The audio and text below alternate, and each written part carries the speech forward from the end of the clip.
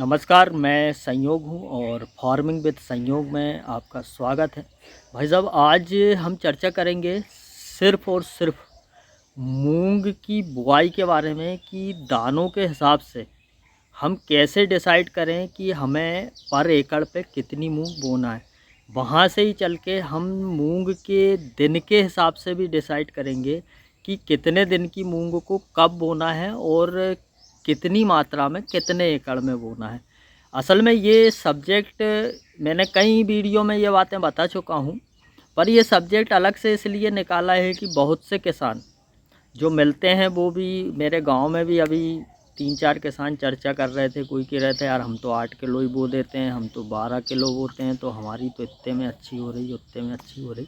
तो मैंने कहा एक सही अनुमान जो किसानों के हिसाब से वाजिब हो, हम उसकी बात करते हैं। भाई साहब देखो, इस बार मैं भी मन बना रहा हूँ कि जो अपनी गेहूं की सिडल रहती ना, उससे ही मूंग बो के देखते हैं। कोई उसको वापस 12 इंच पे कराओ फिर पास कराओ, तो वो झिकझिक से अपन इस बार बचेंगे। तो भाई साहब, मूंग दो प्रकार की होती दानों के हिसाब से।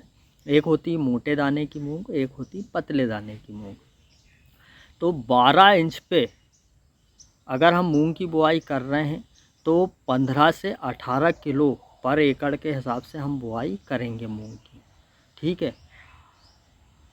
अगर हम कुछ किसान हैं जो आलू वगैरह की जिनके पास सिडल रहती है, जो बेड पे बुआई करते हैं मूंग की, अगर वो बेड पे भी बुआई कर रहे हैं तो वो भी इतनी बुआई करें, 12 से 18 किलो एकड़ के हिसाब से ही बुआई करें। उसके बाद में अगर बारीक दाने की मूंग है तो बारीक दाने की मूंग को हम कम कर देंगे, क्योंकि इसके दाने बारीक हैं, सिडल में से ये ज़्यादा गिरेगी। तो इसको हम 12 से 14 किलो कर दो, मोटे दाने वाली को 15 से 18 किलो कर दो, बारीक दाने वाली को 12 से 14 किलो कर दो पर एकड़ करना है। और ये 12 इंच पे करना है। अब हमारी सिडल मान लो 9 इंच या 7 इंच पे है, तो भाई साहब फिर हमें बारीक दाने वाली मूंग को 10 से 11 किलो या 9 किलो ही लेना है, इससे ज़्यादा हमें नहीं लेना है, क्योंकि हमारे पौधे हो जाएंगे पास पास, नीचे हवा चलने की जगह नहीं रह जाएगी।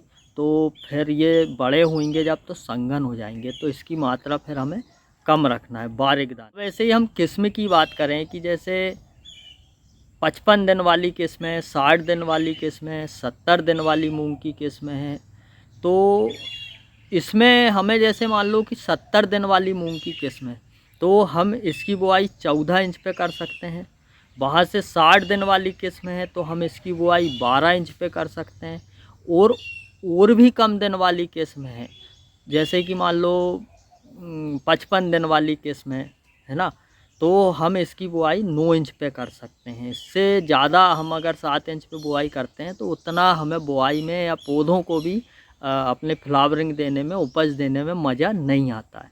भाई साहब एक बात और है कि मैंने इतनी बीज दर क्यों बताई आपको, वो इसलिए बताई कि अधिकतर किसान अपने घर का ही मूंग बीज इस्तेमाल करते हैं और किसान से लेके इस्तेमाल करते हैं। भाई साहब आपको नहीं पता रहता है बीज का जर्मिनेशन कितना है कितना नहीं है। अगर आपका बीज 100% जर्मिनेशन करता है तो आप ये बताई गई जो मात्रा है इसमें से मात्र 1-1 किलो कम कर सकते हैं। और अगर आपका बीज जर्मिनेशन नहीं कर रहा है, आपको डाउट है बीज के ऊपर, तो आप इसमें भाई साहब 2 किलो पर एकड़ की मात्रा और बढ़ा सकते हैं। ये अपना एक मूंग पर मतलब कि बुआई का एक अपना नाप था। और ये जो बुआई का जो नाप था पर एकड़ के हिसाब से कितनी मूंग बोएं, ये श्री गया प्रसाद जी खोरे जो हैं, जिनको हम लोग गुरुजी बोलते हैं, अच्छे किसान हैं, ये उनके अनुसार उनके पीडीएफ में जो उन्होंने लिखा था उस हिसाब से था।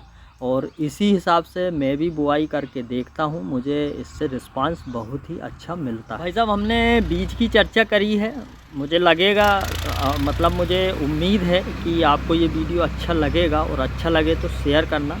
और वैसे तो बहुत से वीडियो में मैंने बेसल डोज और खाद की चर्चाएं भी की है, पर इस वीडियो में भी मैं हल्के फुल्के से बता देता हूं कि मूंग की बुआई अगर आप डीएपी से ही करोगे तो बहुत अच्छा रिस्पांस मिलेगा।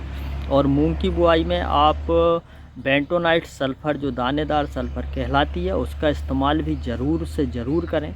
इसमें आपको मात्रा लेनी है भाई साहब। बहुत से किसान कम खाद का इस्तेमाल करते हैं वो भी अच्छा है। उनकी मिट्टी में हो सकता है पहले से पोषक तत्व हों, पर आप अगर चाहें आपके पौधे को आखिरी तक भरपूर ताकत मिलती रहे, जड़ के द्वारा पौधा स्वस्थ रहे, तो आप बीज के हिसाब से 3 गुना आप डीएपी इसमें मिलाएं। जैसे कि आप मान लो 15 किलो आपने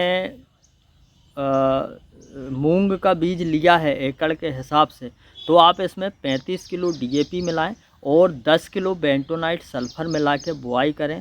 आप देखेंगे आपका पौधा आखिरी तक दमदार रहेगा। असल में आपने सुना होगा कि कुछ लोग बोलते हैं यार हमने फूल की टॉनिक डाली थी, फूल बहुत सारे आए, फली भी बहुत सारी लगी, पर दाने उतने नहीं भरा पाए। ये कारण रहता है भाई साहब आपके पौधे में दम ही नहीं है, ताकत नहीं है, और आप उसमें फूल के लिए एक्स्ट्रा फ्लावरिंग के लिए गोदरेज डबल डाल दे रहे हैं, या कुछ भी जो एक्स्ट्रा फूल के लिए आप जो भी मतलब दवाइयों का इस्तेमाल कर रहे हैं, तो उसमें पौधे में भी ताकत होना ज़रूरी है। और पौधे में ताकत बनेगी भाई साहब बचपन से ही, जब तक पौधा छोटा रहेगा तब से ही आप उसमें बेसल डोज अच्छा हैवी दे देंगे, तो आपका पौधा आखिरी तक अच्छा चलता रहेगा, रोग रहित चलता रहेगा। किस पोषक तत्व से मूंग में किस रोग से हमें बचाव होता है, हम नेक्स्ट वीडियो में इस बात पे भी चर्चा करेंगे। और इसके साथ ही मैं एक बात और बता दूं कि आप गेहूं की नरभाई को मिट्टी में मिलाएंगे रोटावेटर से या किसी भी तरीके से, और उससे आपको फ़ायदा ये रहेगा कि मिट्टी में आपको गर्मी के दिनों में नमी अधिक दिन तक मिलती रहेगी, इससे मूंग अच्छा बढ़ाव करेगी। पर इससे कुछ नुकसान ना हो, मूंग पीली ना पड़े, उसके लिए आप जब गेहूं में आपने नरभाई मिलाई, आपने मूंग की बुआई कर दी, और आपको पानी देने से पहले 10 किलो पर एकड़ के हिसाब से यूरिया अपने खेत में डालना है, फिर पानी देना है। उससे क्या होगा भाई साहब, एक तो मिट्टी में नाइट्रोजन की मात्रा बढ़ेगी, दूसरा कि जो गेहूं की नरभाई है वो बहुत जल्दी से ही गल जाएगी, सड़ जाएगी, और तीसरा फ़ायदा ये है कि आपकी मूंग पीली नहीं पड़ेगी और मूंग की जड़ों को राइजोबियम की गठाने बनाने में भी फ़ायदा होगा इस विधि से। मैं उम्मीद करूंगा कि ये वीडियो आपको अच्छी लगी होगी, और कुछ भी मैं आपके लिए नया लेकर आऊँगा, जैसे कि आप छिड़काव में क्या डालें, या आप टॉनिक में क्या इस्तेमाल करें, या किस पोषक तत्व से आपको क्या बेनिफिट होगा, कौन सा रोग नहीं लगेगा, और किस पोषक तत्व को डालने से आपकी फसल में इल्लियाँ नहीं लगेगी, इस बातों पर भी चर्चा करेंगे। तो आप इस वीडियो पे कमेंट ज़रूर से ज़रूर करें, और मैं उम्मीद करूँगा कि आप इस वीडियो को आगे से आगे भी बढ़ाने की कोशिश करें। जय राम जी की।